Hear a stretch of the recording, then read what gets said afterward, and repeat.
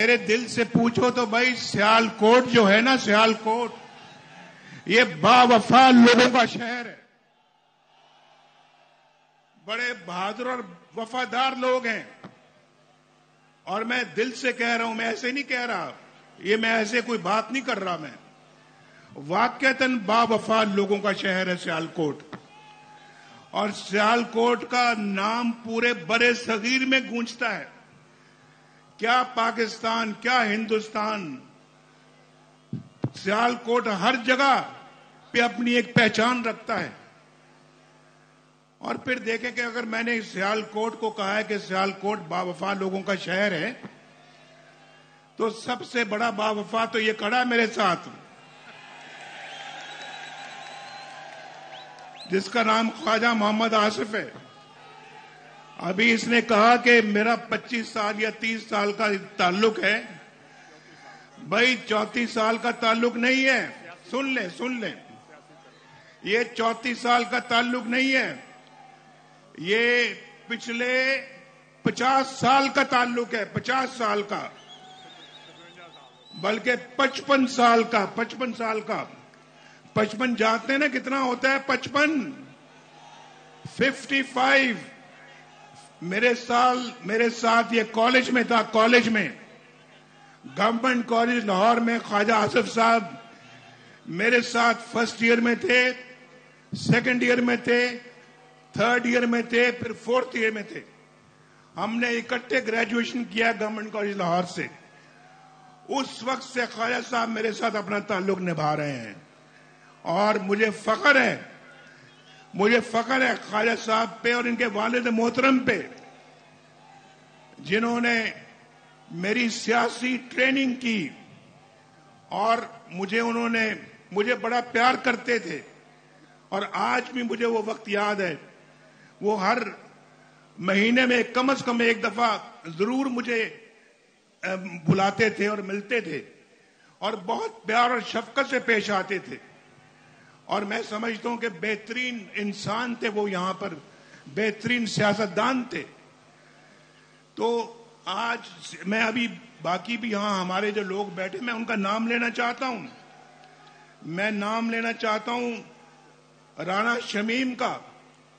राणा शमीम मेरा 1985 से भी पहले का मेरा साथी है, 1985 से पहले का।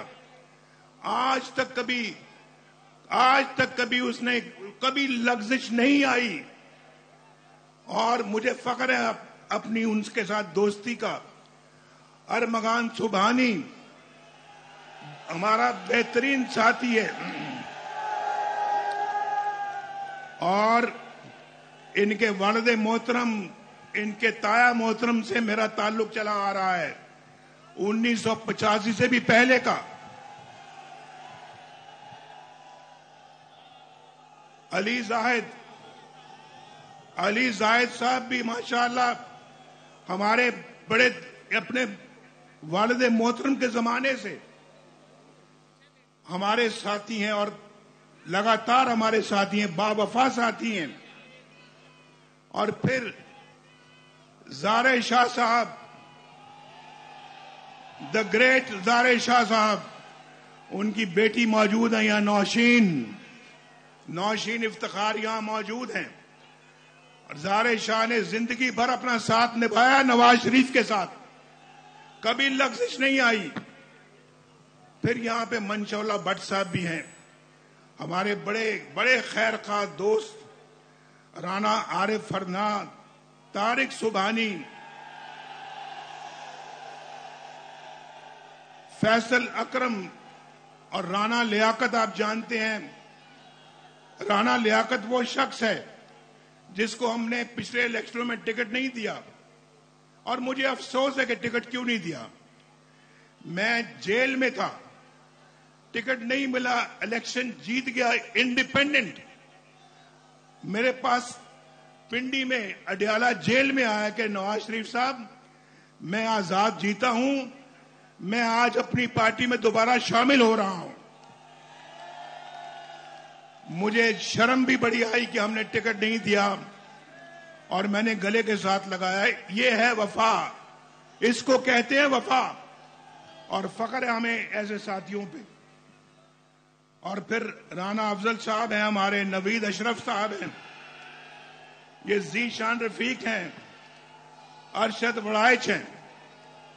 मैं किस किस का नाम लूं, लेकिन आज राना अब्दुल सत्तार साहब हैं।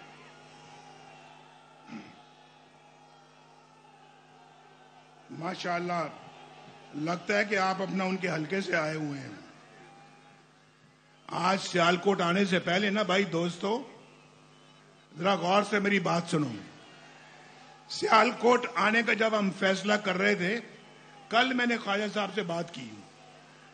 ख्वाजा साहब को कहा, मैंने ख्वाजा साहब कितने बजे पहुंचना है, हमने कितने बजे आना है? कहने लगे कि आपने 2 और 2:30 के दरमियान आ जाएं आप। तो मैंने कहा कि कैसे आए, बाय रोड आए या जहाज पे आए या हेलीकॉप्टर पे आए? 3 ऑप्शन थे हमारे पास। भाई आप जरा पीछे हो जाए भाई, देखे ना, नवाज शरीफ हमेशा अपने अवाम के मसले हल कराता है। तो मैं ये कह रहा था आपसे,